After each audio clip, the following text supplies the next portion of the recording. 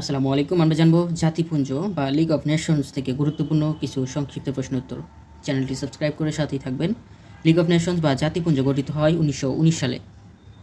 League of Nations বা জাতিপুঞ্জ গঠিত হয় যে চুক্তির মাধ্যমে, সেটি হচ্ছে 1919 সালে ভার্সাই চুক্তির মাধ্যমে লিগ অফ নেশনস গঠিত হয়। লিগ অফ নেশনস বা জাতিপুঞ্জ গঠনের মূল উদ্যোক্তা বা প্রস্তাবক ছিলেন যুক্তরাষ্ট্রের 28তম president Woodrow Wilson. League of Nations এর প্রস্তাব দেওয়া হচ্ছে যুক্তরাষ্ট্রের প্রেসিডেন্ট উড্রো উইলসন। তিনি ছিলেন হচ্ছে 28তম প্রেসিডেন্ট যুক্তরাষ্ট্রের।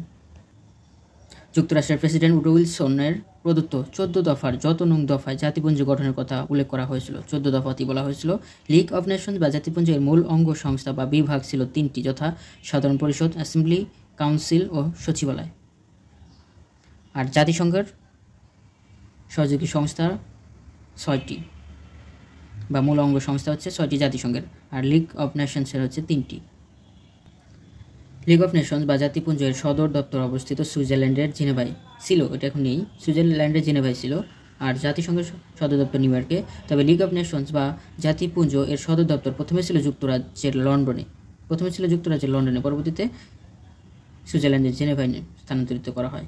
লিগ অফ নেশনস বা জাতিপুঞ্জ এর প্রথম মহাসচিব ছিলেন যুক্তরাজ্যের sir Eric Drummond. League of Nations বা জাতিপুঞ্জ আনুষ্ঠানিকভাবে বিলুপ্ত করা হয় 1946 সালের 20 এপ্রিলে। লিগ অফ নেশনস বিলুপ্ত করা হয় 1946 সালের 20 এপ্রিল। ধন্যবাদ সবাইকে এতক্ষণ সাথে থাকার জন্য। ভিডিও ভালো লাগলে একটি লাইক দিবেন, চ্যানেলটি সাবস্ক্রাইব করে সাথে থাকবেন।